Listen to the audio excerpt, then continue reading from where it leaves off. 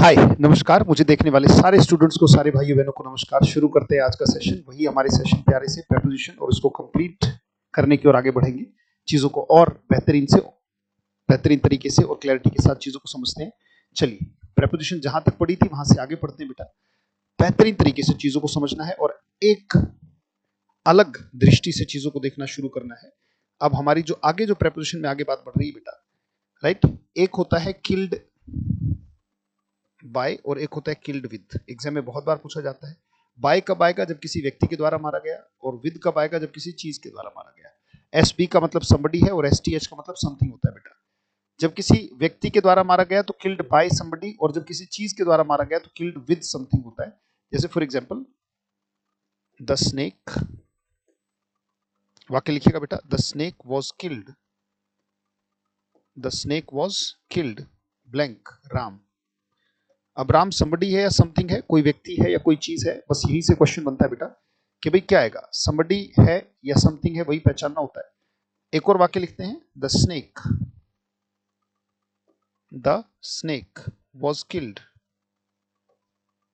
The snake was killed blank a stick. एक छड़ी के द्वारा उसे मार दिया गया। अब आपको देखना है कभी किल्ड तो आ गया, कब बाय आएगा और कब विद आएगा, इस बात पर फोकस कर रहा है। अब हमने देखा कि भी राम क्या है, राम समबडी है, और स्टिक क्या है, समथिंग है। जब समबडी है तो हम क्या लगा देंगे? बाय। वो किल्ड बाय राम। और स्टिक से मारा गया तो killed with a stick, killed with a stick. तो killed by somebody with something होता है। किल्ड के बाद बाय अगर समबडी है और विद अगर समथिंग है। तो हमने देखा कि भाई राम है एक व्यक्ति है तो हमने बाय लगा दिया, और स्टिक एक चीज है तो हमने क्या लगा दिया? विद लगा दिया बेटा। Killed by somebody with something.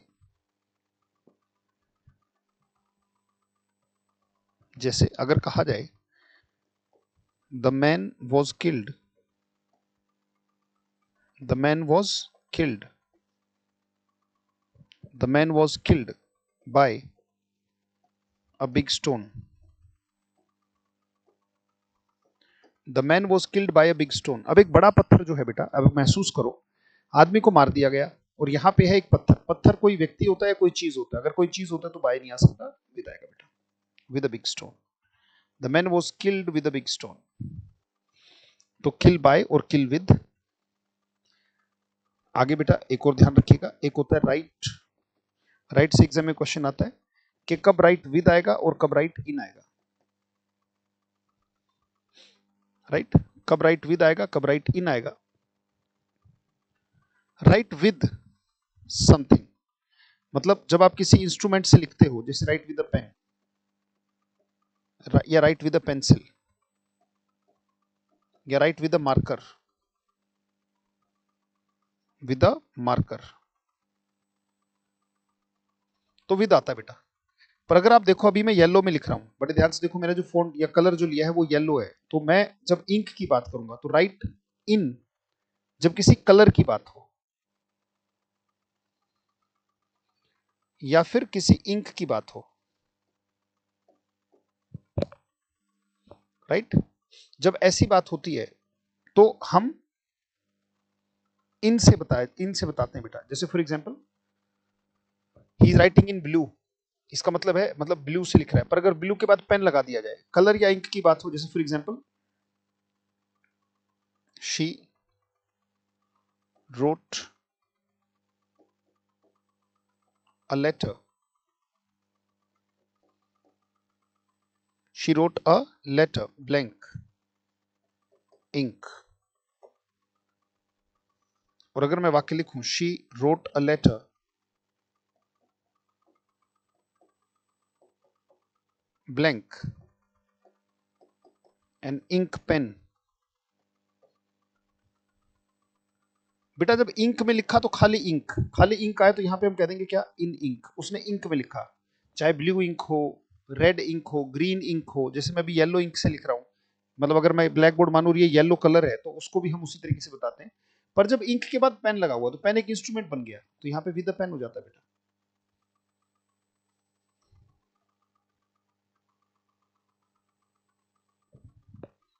Right. और कई बार आपने देखा होगा जो कलर है वो पेंसिल कलर से ही कई बार बहुत सारी आर्ट या पिक्चर बना दी जाती है। जैसे फॉर एग्जांपल मान लीजिए मैंने कहा कि they are writing, they are writing blank a pencil. अब पेंसिल एक इंस्ट्रूमेंट है और एक चीज का नाम है, ये कैसे पता लग रहा है? आर्टिकल से। तो हम कह देंगे they are writing, they are writing, they are writing blank a pencil, तो हम कह देंगे they are writing with a pencil. In a pencil तो हम कह देंगे पेंसिल के अंदर तो कुछ लिख नहीं रहे हैं। पर अगर ये आर्टिकल नहीं होता बेटा तो फिर पेंसिल को कलर मान लिया जाता है। अगर वाक्य ये हो दे आर राइटिंग, तो पेंसिल का जो ब्लैक कलर होता है या पेंसिल से जो कलर बनता है, जो पोर्ट्रेट बनता है, आर्टिकल नहीं होता और खाली पेंसिल होता है। तो जो पेंसिल का जो कलर आता है उससे भी तो पेंटिंग होती है। बहुत सारे लोगों के चेहरे आपने देखे होंगे पेंसिल से ही पेंटिंग कर देते हैं, पेंसिल से ही कुछ ड्रॉ कर देते हैं। तो पेंसिल को कलर की तरह लिया जाता है और यहाँ पे क्या आ जाता है? इन पेंसिल। तो फिर वो पेंसिल वाला जो कलर, जो ब्लैक ब्लैक सिक्के वाला कलर आता है, उसको मान लिया जाता है। अगर इंस्ट्रूमेंट से है तो बेटा विद आता है, मतलब कोई पेन है, पेंसिल है, मार्कर है। पर अगर इंक से या कलर से बात की जाए तो हम उसको इन से बताते हैं बेटा। इसके बाद नेक्स्ट बेटा, चीजों को बेहतरीन तरीके से नोट करते रहिएगा, नोट्स को रिवाइज कीजिएगा। कोई भी दिक्कत हो feel free write to ask, कोई दिक्कत नहीं है, कोई समस्या नहीं है। नेक्स्ट बेटा, इसके बाद जब भी किसी चीज का एक चीज के बदले दूसरी चीज ली जाती है बेटा, यानी कि जब बार्टर सिस्टम होता है तो 4 आता है। इस बात को समझना, जब भी बार्टर होता है, बार्टर का मतलब होता है एक्सचेंज होता है। जब भी लेन देन होता है किसी चीज का, किसी भी चीज का एक्सचेंज 4 से बताया जाएगा बेटा। जो बार्टर सिस्टम नहीं होता था, तो जो बार्टर है, जो एक्सचेंज है, वो हमेशा 4 से बताया जाता है बेटा। 4 से बताया जाता है। जैसे मान लीजिए मैं वाक्य कहूं, he bought a car, he bought a car with rupees, he bought a car with rupees 5 lakh। 5 lakh के साथ उसने गाड़ी खरीदी। अब बड़े ध्यान से देखना बेटा, यहाँ पे गड़बड़ हुई है और एरर है इसमें प्रेपोजिशन की, यहाँ विद नहीं आ सकता। बताता हूँ क्यों। यहाँ पे लेन देन हुआ है बेटा, एक्सचेंज हुआ है। इसका मतलब आप 5 लाख लेके गए, आपने 5 लाख दे दिए और उसके बदले में क्या ली? गाड़ी। बड़े ध्यान से देखना, एक्सचेंज हुआ है बेटा। अगर मैं कहूं कि मैंने 5 लाख दिए और मैं गाड़ी ले आया, अब यहाँ पे आपको लगेगा कि विद है या फिर बाय रुपीज 5 लाख, राइट? ये नहीं हो सकता बेटा। He bought a car with rupees 5 lakh, by rupees 5 lakh नहीं बेटा, he bought a car for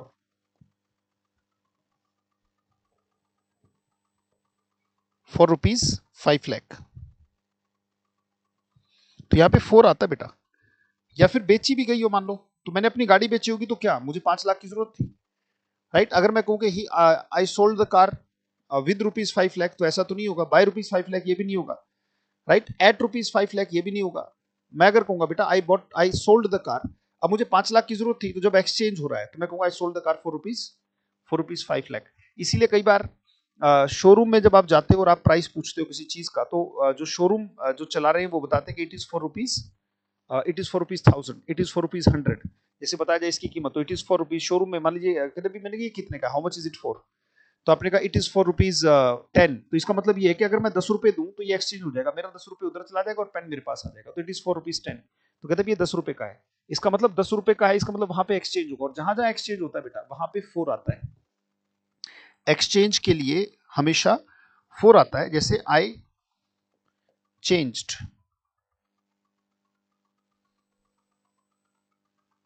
I changed my car, या माई ओल्ड कार लिख देते हैं और भी बेहतर होगा। आई changed my old car with a new car.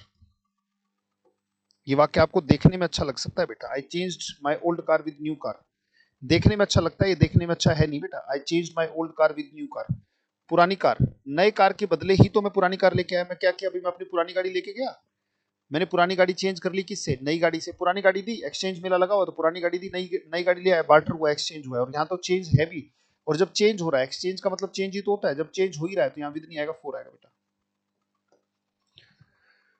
तो जब भी चेंज या एक्सचेंज या बार्टर या लेन देन हो रहा होगा तो डेफिनेटली हम बेटा उसको बता देते हैं 4 से, राइट। अच्छा, चेंज से रिलेटेड एक बात मैं कहना भी चाहूंगा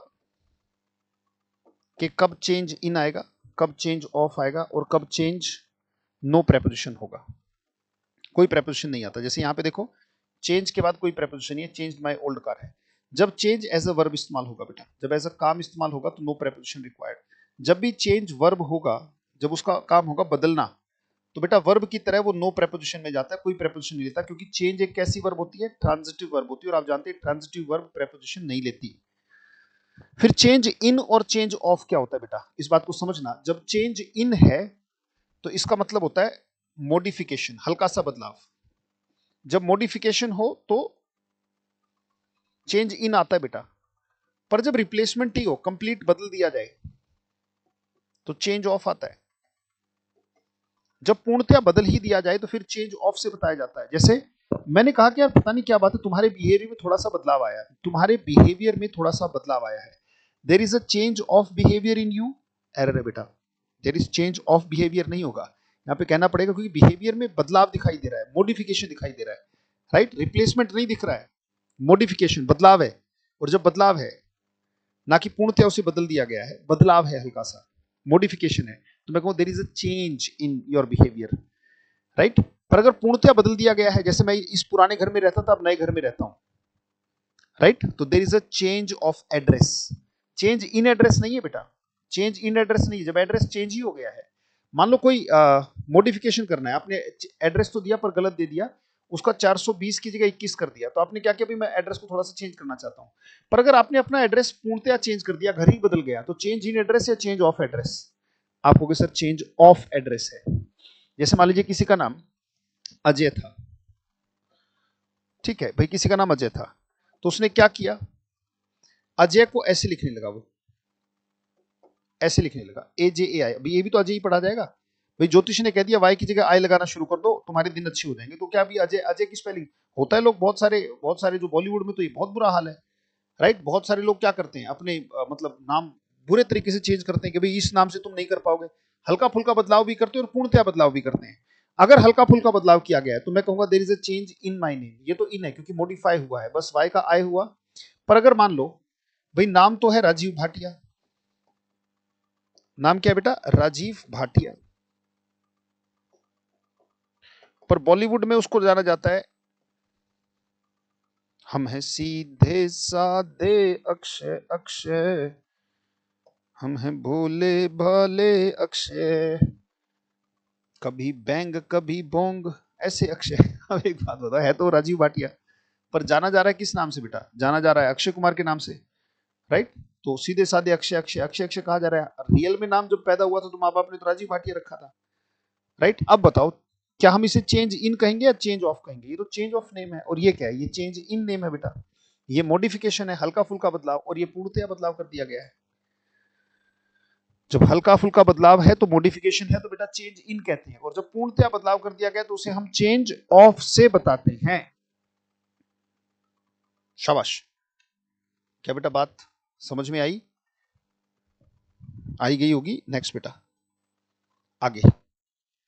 कोई चीज किसी को देना बेटा, किसी को कोई चीज देना उसे सप्लाई कहते हैं,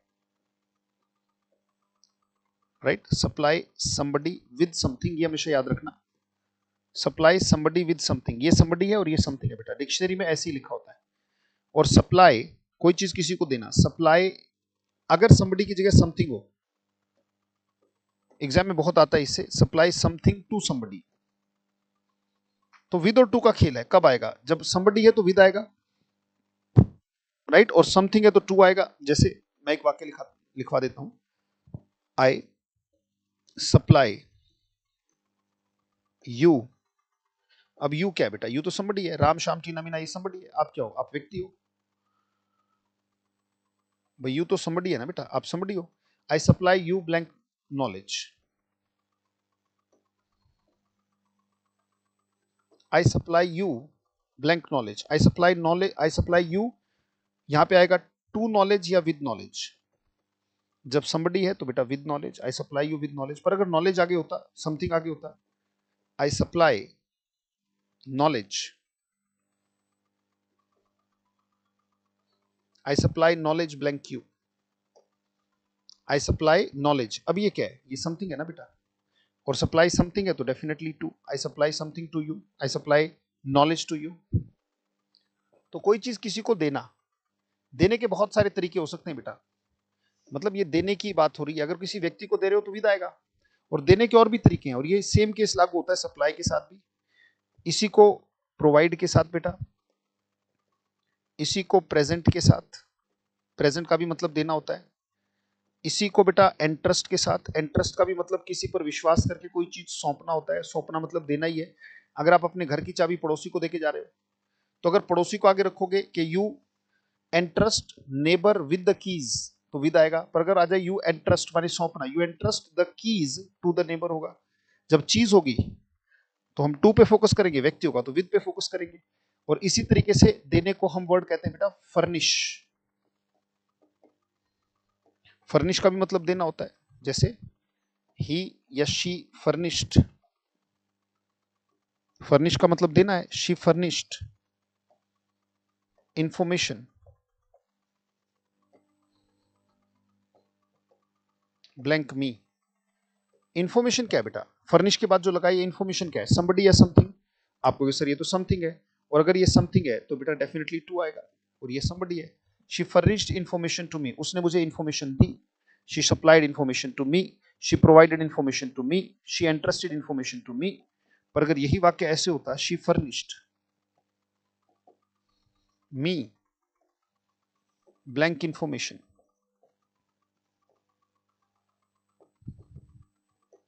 शी फर्निश्ड मी, ये somebody और ये समथिंग है, तो यहां पे आ जाएगा बेटा she furnished me with information. उसने मुझे सूचना दी, उसने मुझे इंफॉर्मेशन दी। तो बेटा ये सारे के सारे वर्ड्स याद रखना, जब आप किसी को कोई चीज देते हो, तो चाहे सप्लाई हो, प्रोवाइड हो, प्रेजेंट हो, एंट्रस्ट हो, फर्निश हो, तो somebody विद समथिंग और समथिंग टू somebody होता है बेटा। चलिए यहां से आगे बेटा, कोई चीज किसी को देने से हम आगे बढ़ते हैं। जैसे सप्लाई, सारे वर्ड्स देखना बेटा ध्यान से, बार बार पढ़ते रहना। एक वर्ड होता है सफर,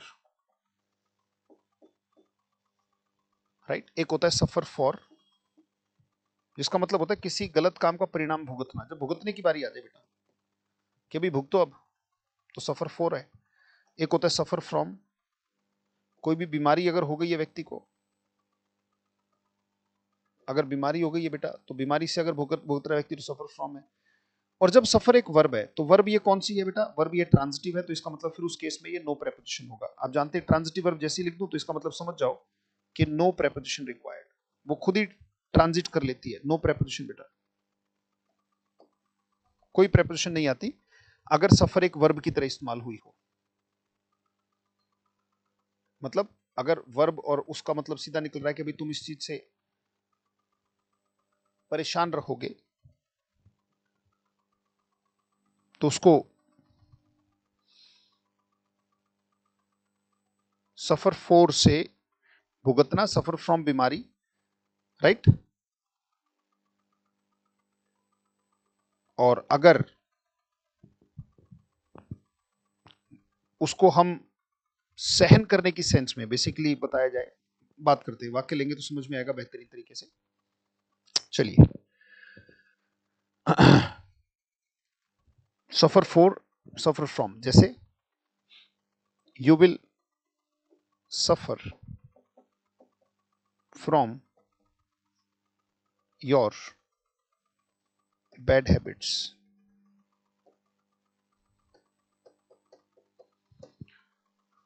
वर्ब हो रहा, उसका मतलब अगर सहना निकल रहा है, ये भी बात है, सहन करना, किस चीज को सहना, तो नो प्रेपोजिशन बेटा। जब सफर का सहन करना है, तो खैर you suffer from your bad habits,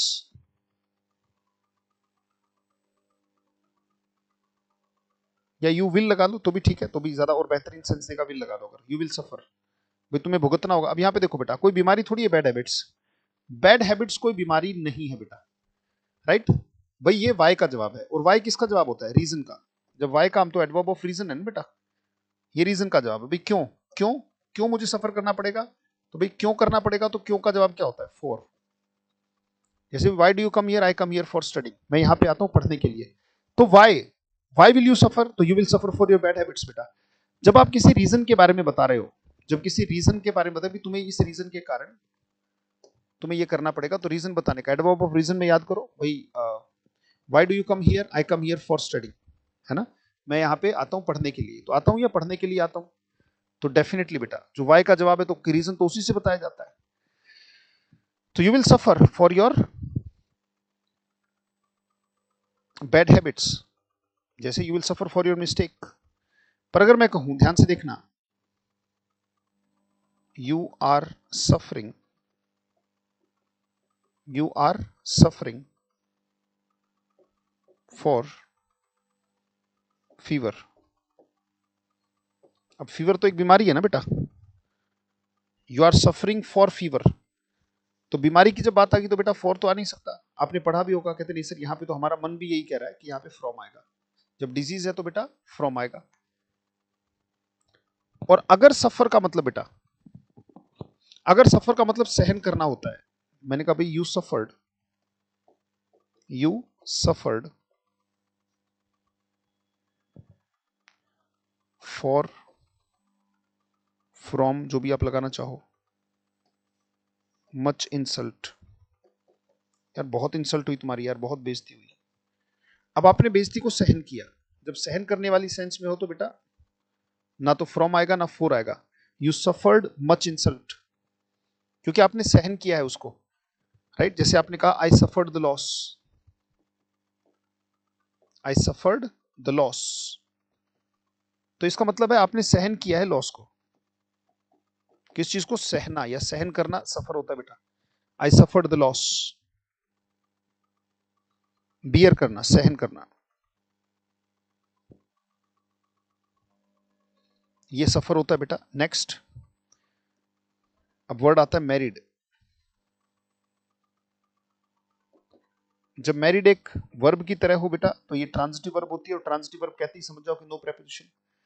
पर अगर खाली मैरिड है तो वो नो प्रेपोजिशन होता है। पर अगर मैरिड, हमें देखना है कि टू कब आएगा और मैरिड विद कब आएगा।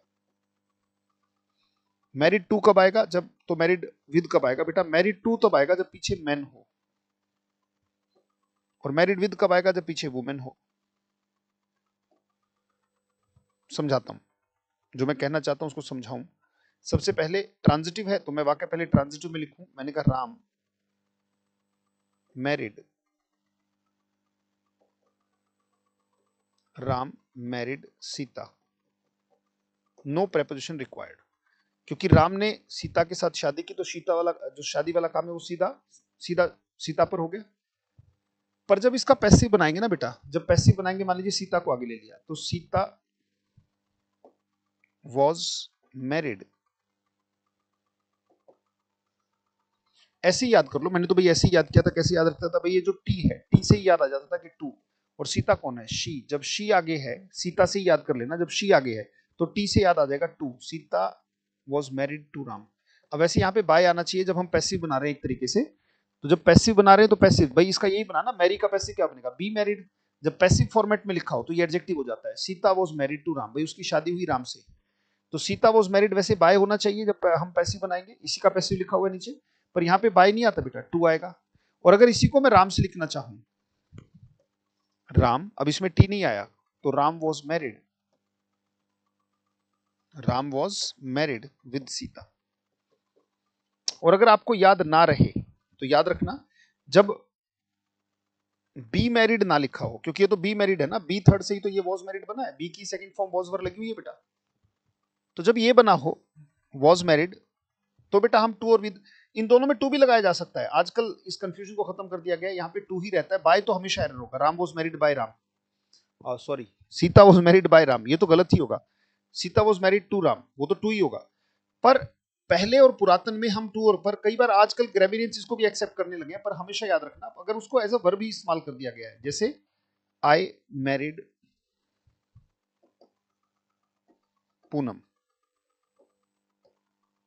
भाई मैंने पूनम से शादी कर ली, आई मैरिड पूनम। ये वाक्य बिल्कुल भाई मैंने जो काम किया वो डेफिनेटली, ये लीजिए, आई मैरिड पूनम, भाई मेरी शादी पूनम से हो गई, आई मैरिड पूनम। और अगर इसको मैं पैसिव में लिखूं, चाहे कैसे भी लिखूं, चाहे मैं लिख दूं आई वॉज मैरिड,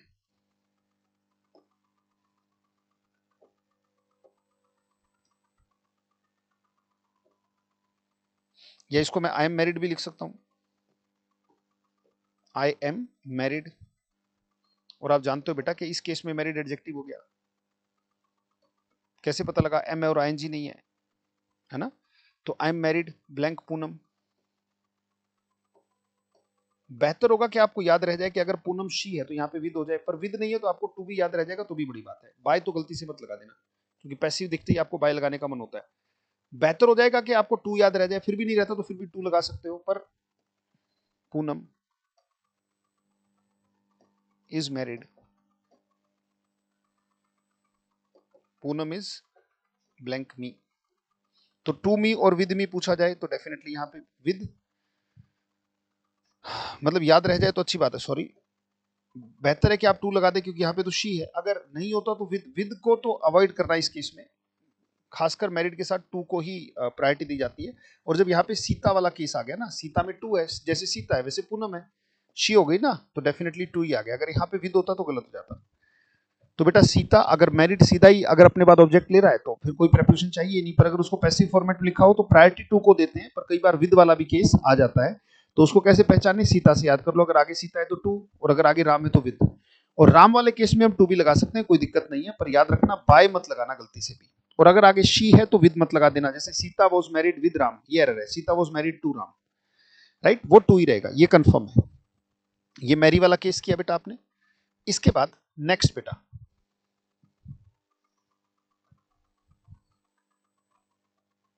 एंग्शियस।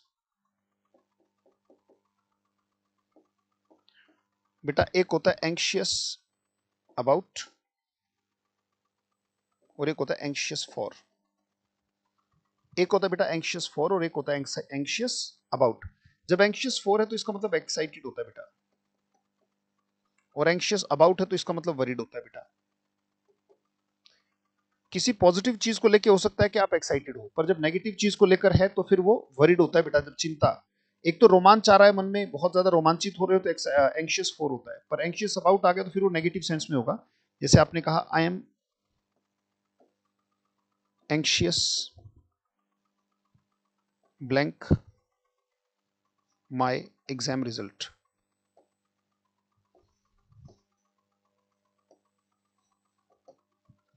एक और वाक्य लेता हूं,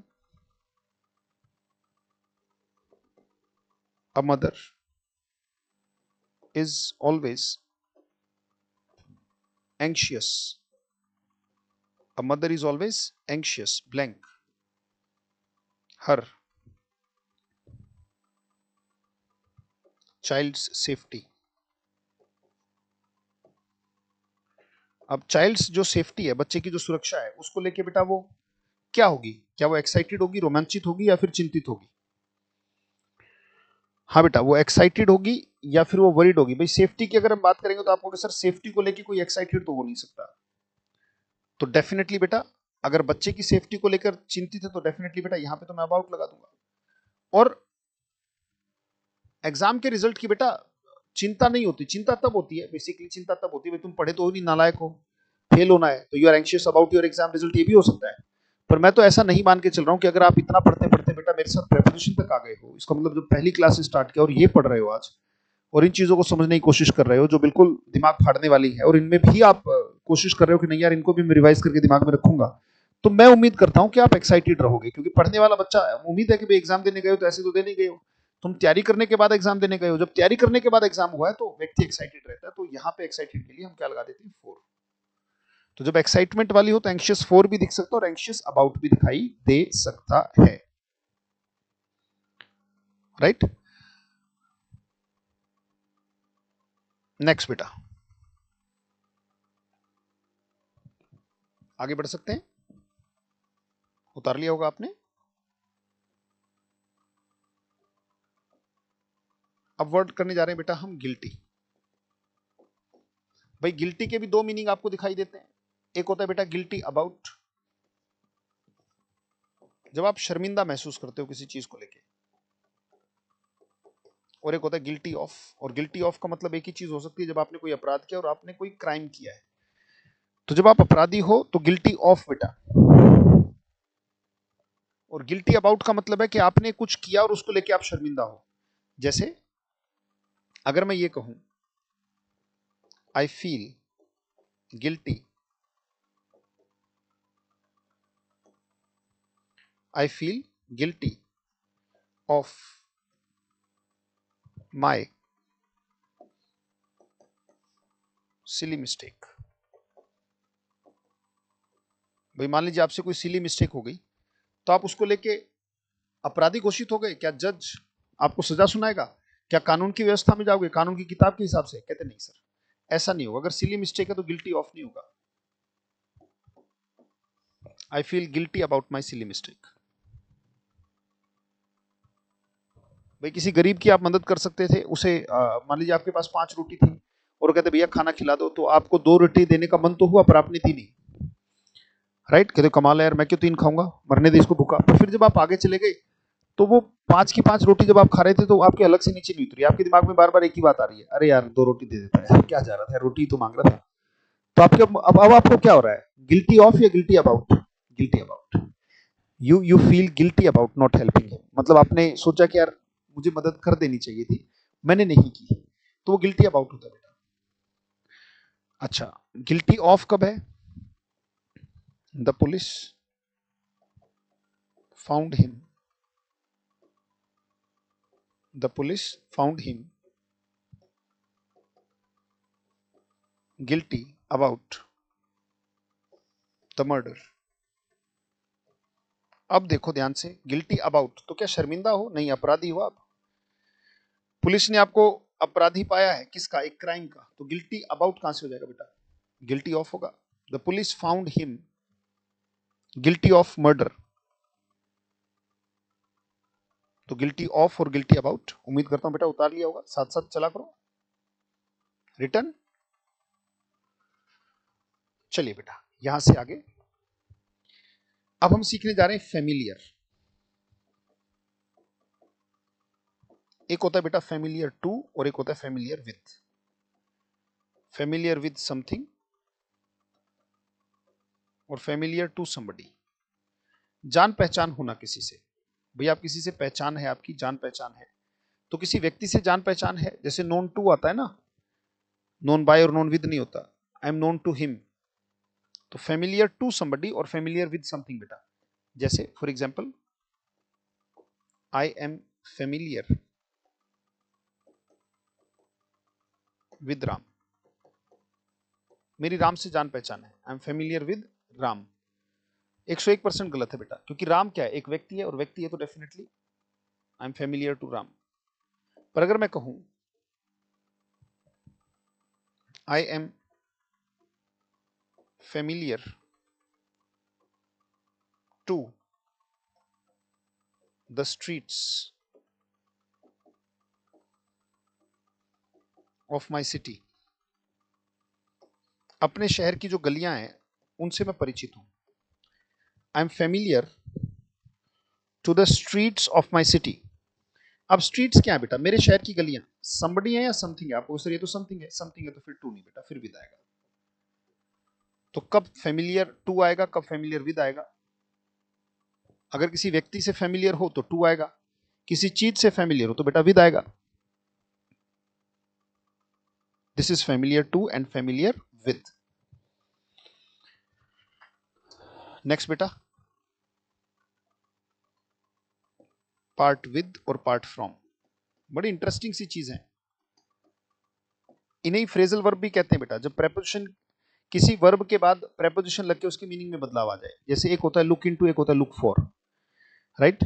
लुक फॉर का मतलब हो गया सर्च और लुक इनटू का मतलब इन्वेस्टिगेट हो गया, लुक आफ्टर का मतलब देखभाल हो गया। लुक तो वही वर्ब है, प्रेपोजिशन लगने से जब उनका मीनिंग बदल जाता है उन्हें फ्रेजल वर्ब कहते हैं। और ये फ्रेजल वर्ब भी है बेटा, इंपॉर्टेंट फ्रेजल वर्ब जिससे एग्जाम में क्वेश्चन बनता है। एक होता है पार्ट विद और एक होता है पार्ट फ्रॉम। पार्ट विद कब और पार्ट फ्रॉम कब बेटा? पार्ट फ्रॉम समबडी होगा और पार्ट विद समथिंग होगा। और पार्ट विद, इन दोनों का मतलब क्या है? अलग होना, किसी से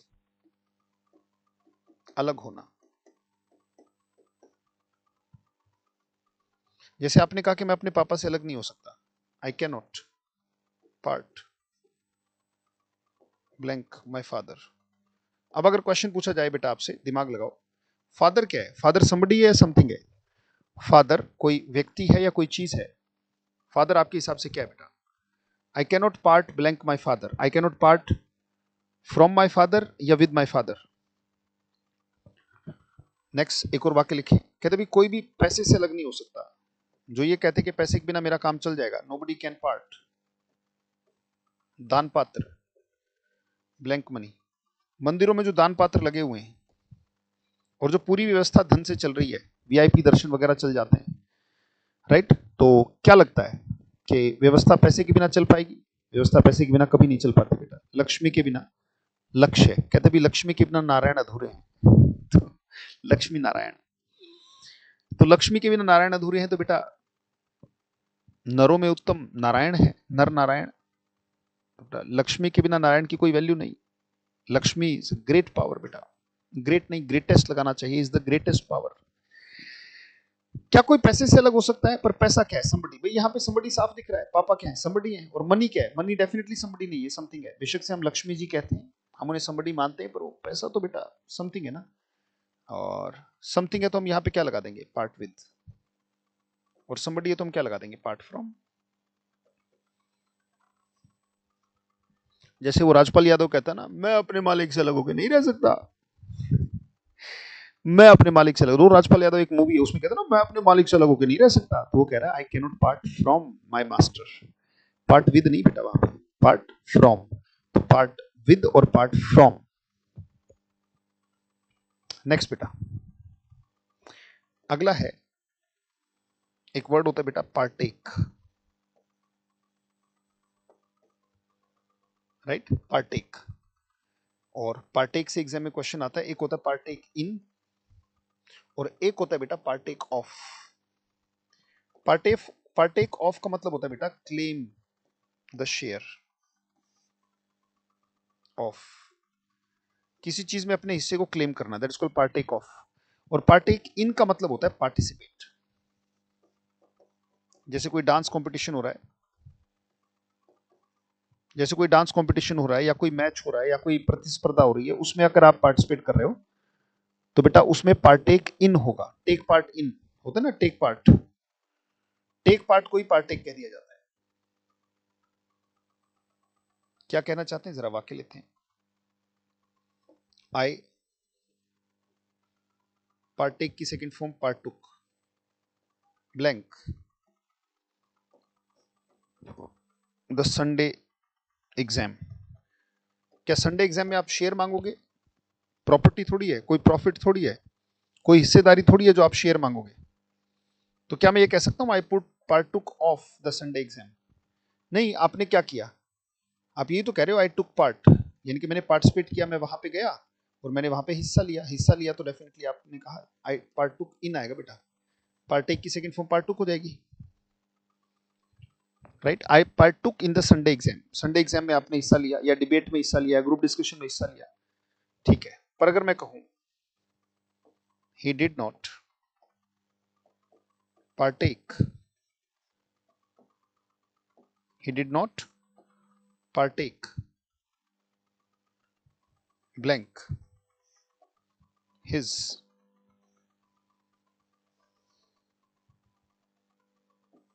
share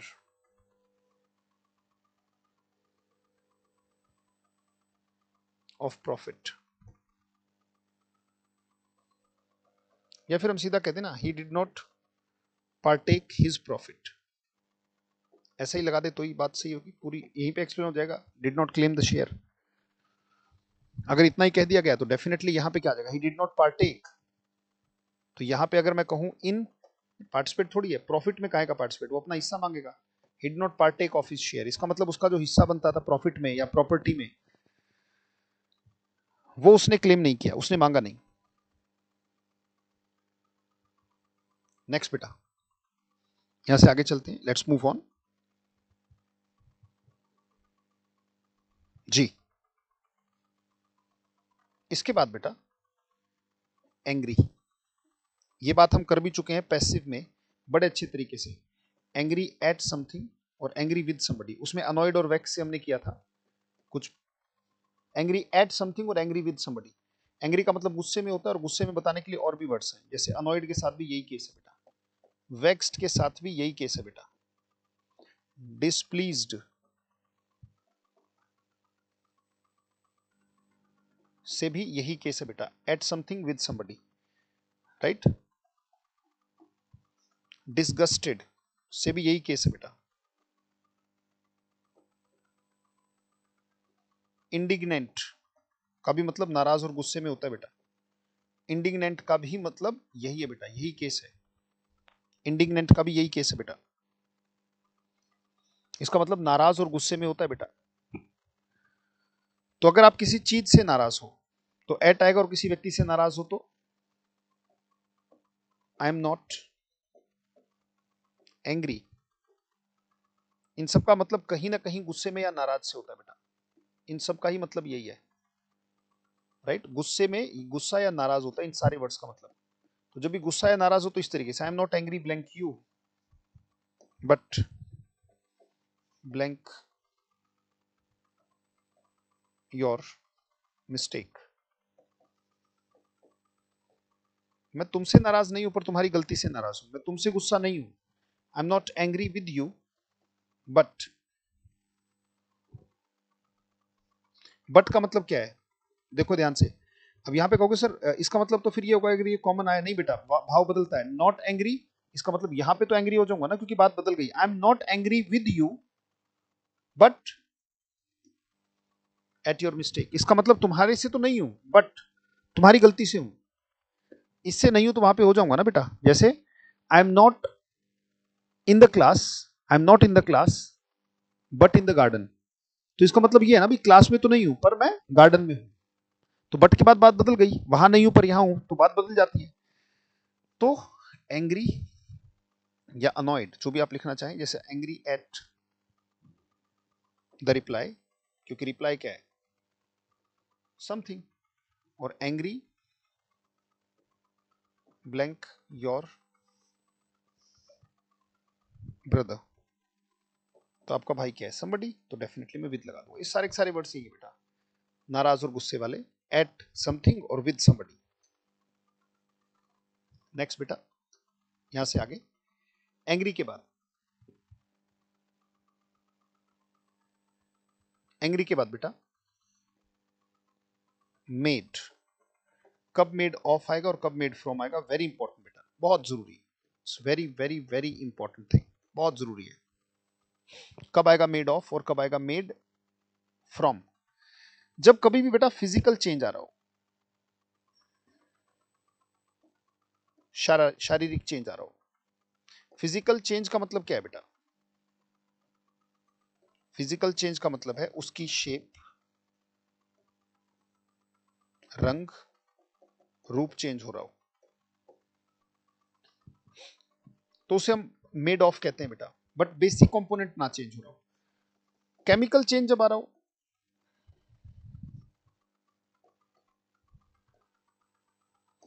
तो उसे हम मेड फ्रॉम से बताते हैं। जैसे समझना, जैसे मान लीजिए मैंने कहा भाई ये जो पेन है ये लोहे से बना है, तो लोहा तो दिखाई दे रहा है, अगर मैग्नेट से तो चिप दिखाई भी दे रहा है, ये लोहे से, ये प्लास्टिक से, ये रबड़ से, तो ये मेड मेड ऑफ आता है बेटा, राइट। जैसे मैंने कहा भाई ये जो टेबल है ये वुड से बनी है, लकड़ी से, तो लकड़ी दिखाई दे रही है ना, लकड़ी दिखाई दे रही है बेटा। अगर लकड़ी दिखाई दे रही है तो सिर्फ लकड़ी की फिजिकल चेंज हुई है, शेप, उसको रद्दा वद्दा मार के कुछ करके, भाई लकड़ी तो फिर भी दिख रही है, लोहा तो फिर भी दिख रहा है, प्लास्टिक तो फिर भी दिख रहा है, तो उसे हम मेड ऑफ कहते हैं। और जब केमिकल बदलाव हो जाता है बेटा तो उसे हम मेड फ्रॉम से बताते हैं। जैसे फॉर एग्जाम्पल मान लीजिए कि गेहूं था, गेहूं में कुछ बदलाव किया तो आटा बन गया, आटे में कुछ बदलाव किया तो बेटा पानी वानी मिला के उसे डो, गीला आटा बन गया, और गीले आटे से चपाती बन गई। और हर बार कुछ ना कुछ उसमें बदलाव आ रहा है। एक बात, चपाती में क्या गेहूं दिखाई दे रहा है, सबसे पहली बात। आटे में गेहूं नहीं दिखाई दे रहा। जब गीला आटा है तो फिर वो आटा नहीं दिखाई दे रहा, वो डो दिखाई दे रहा है, फिर उससे चपाती दिखाई दे रही है। आप देखो हर बार उसका मतलब केमिकल बदलाव उसमें आ जाता है। जब मैं टेबल देख रहा हूं तो बेटा टेबल में तो लकड़ी दिखाई दे रही है, टेबल में तो लकड़ी दिखाई दे रही है बेटा, पर आटा जब है तो जब आटा हम देख रहे हैं तो उसमें गेहूं नहीं दिखाई दे रहा। जैसे मैंने कहा floor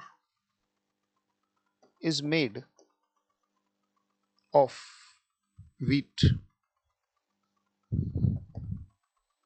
floor is made of wheat. भाई आटा जो है वो गेहूं से बनता है, तो बेटा गेहूं कहां दिखाई दे रहा है, तो हम क्या कहेंगे, मेड फ्रॉम। क्योंकि वो तो भाई कैसा था, गेहूं गेहूं कैसा था और सफेद रंग का आटा बन गया, तो पूरा पूरा उसकी केमिस्ट्री चेंज हो गई, है ना। गेहूं कैसा दिख रहा था अब कैसा दिख रहा है। पर अगर मैं कहूं कि this table is made from would, लकड़ी, लकड़ी दिखाई दे रही है और दिख रही है, तो यानी कि जो जो प्राइमरी ऑब्जेक्ट है, देखो ये तो हो गया रिजल्ट, ये तो लास्ट चीज हो गई और ये पहली चीज हो गई। जब पहली चीज दिखाई दे, पहली चीज दिखाई दे मतलब लकड़ी तो अभी भी दिख रही है, जो चीज उसका प्राइमरी जो चीज थी जिससे वो बनी है, तो पहली चीज जिससे वो बना है वो दिख रहा है। और यहाँ पे देखो ये वीट नहीं दिख रहा है, जब नहीं दिख रहा है तो फ्रॉम आ गया। जैसे बात यही है ना बेटा कि आप जब दिल्ली आ गए तो फिर जयपुर कहाँ दिखाई दे रहा है, अब तो दिल्ली में बैठे हो, अब जयपुर नहीं दिखाई दे रहा है। जब आप जयपुर आ गए दिल्ली से तो फ्रॉम दिल्ली, क्यों? क्योंकि अब कंप्लीट ट्रांसफॉर्मेशन ऑफ प्लेस हो गया ना बेटा। जब ट्रांसफॉर्मेशन है तो ट्रांसफॉर्मेशन फॉर्म्स फ्रॉम से ही तो बताई जाती है, तो मेड ऑफ और मेड फ्रॉम बताया जाता है बेटा, राइट। भाई चपाती बना दो, या इसको हम ब्रेड भी तो कह सकते हैं, भाई ब्रेड बना दिया, तो ब्रेड में गेहूं थोड़ी दिखाई दे रहा है। हर बार देखो कुछ ना कुछ केमिकल बदलाव हो जाता है, हर बार कोई ना कोई बदलाव आ जाता है।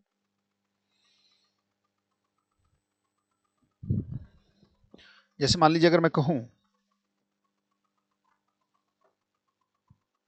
Butter is made blank, butter is made blank milk.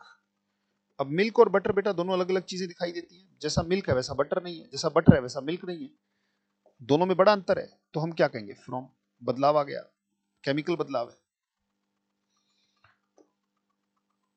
पर अगर मैं कहूं कि दिस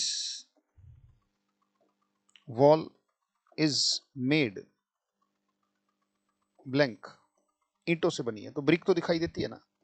इज मेड फ्रॉम नहीं होगा, मेड ऑफ होगा, क्योंकि ईंटें दिखाई दे रही हैं, हल्का सा छीलो देखो दिखाई दे रही है। Is made of brick,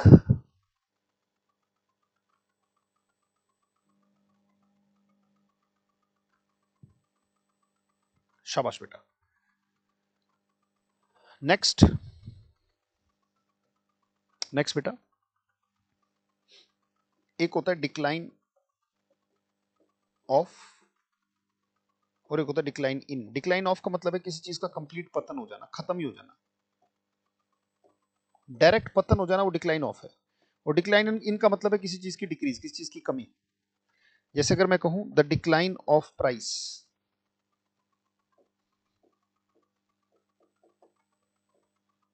the decline of price is good for the poor. जितने भी गरीब लोग हैं उनके लिए कीमत में पतन जो पूर्णतः खत्म हो जाए, गरीबों के लिए क्या हम ये कहेंगे डिक्लाइन ऑफ प्राइस, प्राइसिस का पतन पूर्णतः खत्म हो जाए, पूर्णतः समाप्त हो जाए। प्राइसिस समाप्त तो कभी नहीं होंगे बेटा, बार्टर सिस्टम तो हमेशा रहेगा। You will definitely exchange one thing for the other, आप दूसरी एक चीज को दूसरी चीज से एक्सचेंज करोगे। तो बेटा डिक्लाइन ऑफ तो नहीं हो सकता, प्राइसिस में कमी हो सकती है, डिक्लाइन इन प्राइस होगा। पर अगर मैं ये कहूं कि कोई चीज पूर्णतः एक्सटिंक्ट हो गई, the decline, the decline in Mughal umpire,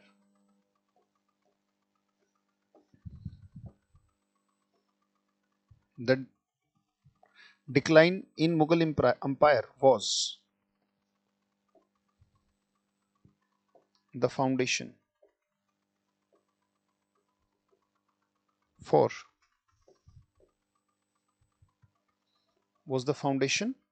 for other rulers। जो दूसरे रूलर्स थे, जो दूसरे शासक थे, उनके लिए वो क्या था? अब कमी नहीं बेटा, पूर्णतः पतन हुआ होगा। The decline of Mughal umpire,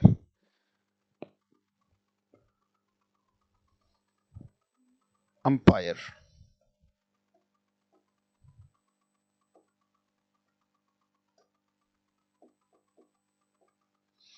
the decline of Mughal umpire का जो पतन है, जो पूर्णतः खत्म होना है, the decline of Mughal umpire was the foundation for other rulers. दूसरे जो रूलर जो उसके बाद आए, जिन्होंने शासन किया, उनके लिए वो फाउंडेशन का काम हुआ।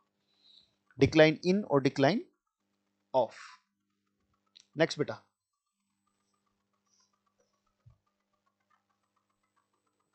अग्री,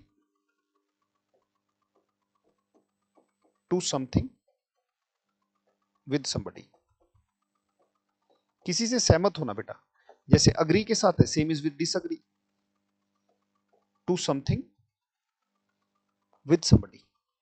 इसी तरीके से सहमत को एक और वर्ड से जाना जाता है, concur. Concur to somebody, to something with somebody, right. Concur का भी मतलब क्या होता है? कॉन्कर का भी मतलब मान लेना होता है बेटा। ऐसी एक वर्ड होता है एसेंट, का भी मतलब मानना होता है, स्वीकार कर लेना। ऐसी एक वर्ड होता है डिसेंट। डिसेंट का मतलब है अस्वीकार करना, मानना ना मानना, मानना ना मानना। कॉन्कर का मतलब मानना होता है। तो अगर किसी व्यक्ति से आप करोगे तो विद करोगे अगर मानोगे, और अगर किसी चीज को मना करोगे तो बेटा टू आएगा। जैसे आई अग्री ब्लैंक यू, और एक वाक्य आ गया I agree blank your idea.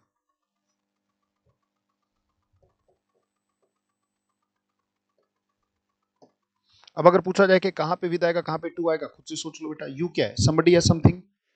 आपको सर यू तो समबडी है, तो अगर समबडी है तो बेटा विद आएगा। और आइडिया क्या है? कहते सर ये समथिंग है, अगर समथिंग है तो टू आएगा। I agree to your idea और I agree with you. Same is with all, इनका मतलब है सहमत होना किसी से। हिंदी में लिखना चाहो तो इसका मतलब सहमत या असहमत से होता है बेटा। जब अग्री है तो सहमत है और डिसअग्री है तो असहमत है। सहमत या असहमत होना बेटा।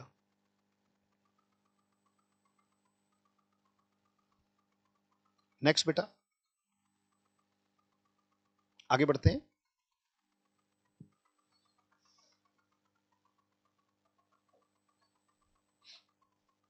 नेक्स्ट इज, एक होता है बेटा डाइड, कि भी कोई व्यक्ति मरा तो कैसे मरा। बेटा डाइड ऑफ, अगर किसी बीमारी से मरा, डिजीज का नाम अगर क्लियर है, कॉलरा है, डेंगू है, कैंसर है, डाई ऑफ। डाई फ्रॉम, अगर भूख से मतलब हंगर से, प्यास से या ओवर ईटिंग से मरा तो डाई फ्रॉम लगाया जाता है बेटा।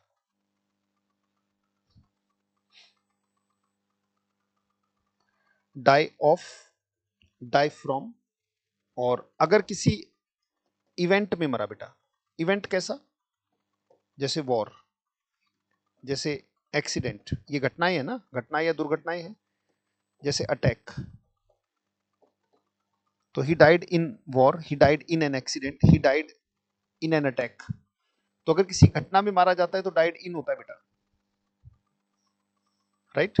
डाई डाउन का मतलब होता है किसी चीज में कमी, डिक्लाइन। इन, ये वही है। डाई डाउन का मतलब है किस चीज का कमी, किस चीज की कमी। चलो इसको सिंपल से लिखते हैं, डिक्रीज। कोई चीज धीरे धीरे जब खत्म हो जाती है उसे डाई डाउन से बताया जाता है बेटा।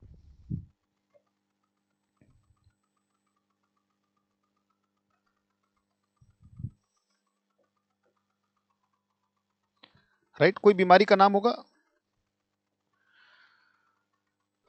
अच्छा, कोई डायरेक्ट कॉज भी बन रहा हो ना, कोई डायरेक्ट कॉज भी बन रहा हो तो भी हम फ्रॉम लगाते हैं। जैसे किसी को करंट लग गया तो भी यहीं पे आता है, इलेक्ट्रोक्यूशन।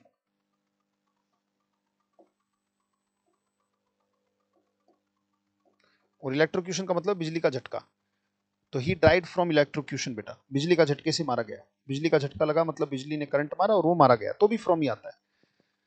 डिजीज कोई भी बीमार हो, जैसे कैंसर वगैरह बेटा, ही डाइड ऑफ कैंसर। भूख प्यास ओवर ईटिंग या किसी डायरेक्ट झटके से, जैसे मान लीजिए गिरा और मर गया तो he died from fall. Direct मौत हो गई या भूख प्यास से मौत हुई तो फ्रॉम आता है बेटा। किसी इवेंट के साथ है तो इन आता है बेटा।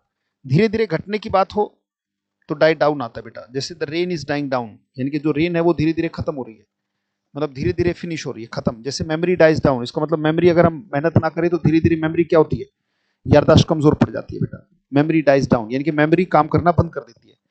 तो अगर किसी बीमारी का नाम है तो बेटा डाई ऑफ। अगर भूख प्यास या ओवर ईटिंग से मरता है तो डाई फ्रॉम। किसी घटना में, किसी वॉर में, एक्सीडेंट में, अटैक में मारा जाता है तो डाइड इन। और डाई डाउन का मतलब बेटा डिक्रीज से है। कोई चीज अगर घट रही है तो उसे डाई डाउन से बता दिया जाता है, that is called die down बेटा। कितना मतलब अजीबोगरीब सा सिस्टम है वैसे अंग्रेजी का, मतलब कितने तरीके से मरना पड़ता है, die of, die from, die in, अपना सही है हिंदी में, बस टैं बोल गई, कहते भाई उसकी तो टैं भूल गई, सीधा टैं बोल जाती है, वो सोचना ही नहीं पड़ता। अब इंग्लिश में देखो मर रहा है, अलग अलग तरीके से मर रहा है तो अलग अलग प्रेपोजिशन देनी पड़ती है। क्या है भैया, कंपटीशन की तैयारी है, सोचना पड़ता है, तो compete करने के लिए बातें पता होनी चाहिए, बस इतना ही, प्रैक्टिस करेंगे तो याद रह जाएगी, कोई बड़ी बात नहीं है। नेक्स्ट वर्ड बेटा, अगला वर्ड है ब्लाइंड। एक होता है बेटा ब्लाइंड टू, एक होता है ब्लाइंड ऑफ, एक होता है ब्लाइंड इन। ब्लाइंड टू का मतलब होता है देख कर भी अनदेखा कर देना, इग्नोर। ब्लाइंड ऑफ का मतलब होता है बेटा दोनों आंखों से, बोथ आईज। और बेटा ब्लाइंड इन का मतलब होता है वन आई, किसी एक आंख से जब काना होता है तो ब्लाइंड इन होता है बेटा, वो लेफ्ट या राइट आई आ जाए तो ब्लाइंड इन आता है। और ब्लाइंड टू का मतलब देख के भी अनदेखा कर देना, जैसे you are blind of the right eye. इसका मतलब आपको राइट आई मतलब दाई आंख से दिखाई नहीं देता, नहीं बेटा, ऑफ नहीं हो सकता, इन आएगा, क्योंकि राइट आंख मतलब लेफ्ट से तो दिखता है, इसका मतलब एक से दिखता है, एक से दिखता है तो इन आएगा। You are blind in the right eye, right. अगर दोनों से तो you are blind of both eyes. पर अगर इसी को मैं ये कह दूं, you are blind, you are blind in your, you are blind of your future, मान लो मैंने ये कह दिया। अब बेटा यहां पे ना दिखाई देने की बात नहीं हो रही, तुम अपने फ्यूचर को इग्नोर कर रहे हो, you are blind of your future नहीं बेटा, वो तो आंखों की रोशनी की तो बात हो ही नहीं रही। यानी कि आप इग्नोर कर रहे हो अपने फ्यूचर को, कि फ्यूचर में आपकी हालत क्या होने वाली है, आप देख नहीं रहे हो, राइट, ऑफ योर फ्यूचर। या फिर मैं कहता हूं भाई आप अपनी मिस्टेक्स को अनदेखा कर रहे हो, you are blind to your mistakes. अगर गलतियां हैं तो सुधार लो, उनको अनदेखा करने से कोई फायदा नहीं है बेटा। You are blind to your mistakes, तो वहां पे टू आ जाएगा बेटा। Blind to, blind of, blind in. जैसे Dhritarashtra was blind of both eyes, दोनों आंखों से दिखता था। पर अगर मैं कहूं कि वो अपने बेटे दुर्योधन की गलतियों को अनदेखा करता था, तो ब्लाइंड ऑफ भी नहीं, ब्लाइंड इन भी नहीं, Dhritarashtra was blind to the faults of Duryodhana. अपने जो बेटा था उनको दुर्योधन, उनके फॉल्ट्स को लेके वो अनदेखा करते थे, that is called blind to, देख कर भी अनदेखा कर देना, इज कॉल्ड ब्लाइंड टू बेटा। नेक्स्ट बेटा, आगे बढ़ते हैं।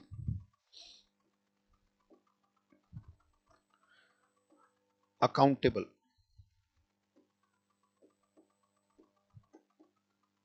का मतलब होता है जिम्मेदार होना।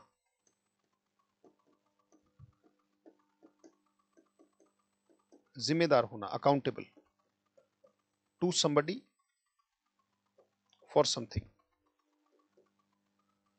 Responsible.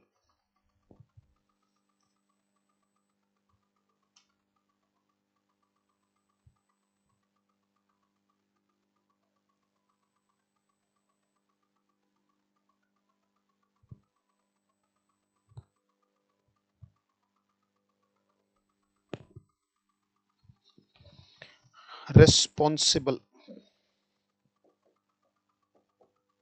To somebody for something, accountable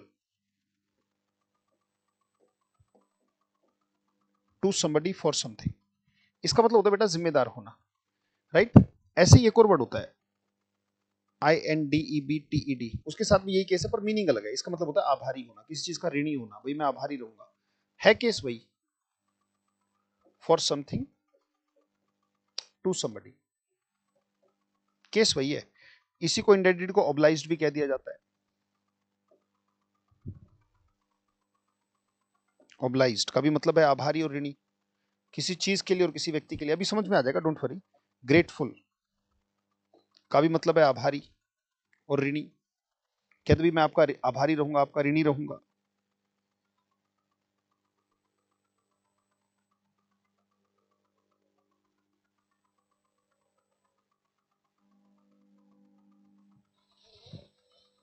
next बेटा, अकाउंटेबल टू और अकाउंटेबल फॉर। जैसे भाई मैं जिम्मेदार हूं, जैसे मैंने कहा you are accountable, you are accountable blank your fault. अब फॉल्ट क्या है बेटा, समथिंग है ना, तो किसी चीज के लिए आप जिम्मेदार होते हो, you are accountable for your fault. और अगर अपने माँ बाप को लेके आप जिम्मेदारी आपकी है, you are accountable blank your parents, your parents. तो वाक्य बनेगा बेटा you are accountable to your parents. आपकी जवाबदेही बनती है, आपकी जवाबदेही बनती है बेटा, you are accountable to your parents.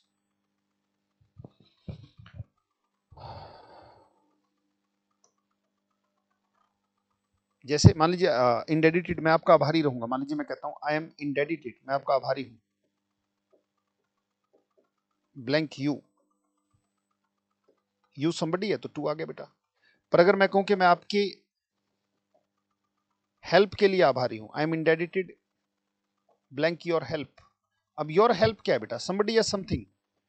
आप कहोगे सर समथिंग है, अगर समथिंग है तो फोर आएगा, I am indebted for your help, grateful for your help, obliged for your help. तो किसी चीज के लिए आभारी होना।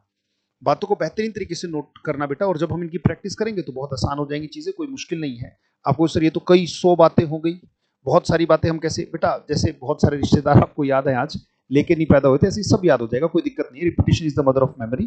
बस अपनी नोटबुक को बार बार पढ़ना है, राइट, और लगातार। तो इससे अगली क्लास में आपसे मुलाकात होगी। आज के लिए इतना ही, इसके लिए इतना ही, इस क्लास में हम इतना ही करेंगे। यहाँ से आगे अगली क्लास में आपसे मुलाकात होगी। मुझे सुनने के लिए, मुझे देखने के लिए, अपने नोट्स बनाने के लिए, उन्हें रिवाइज करने के लिए बहुत बहुत धन्यवाद। Thank you, thanks lot. मिलते हैं आपसे अगली क्लास में। Thank you, take care.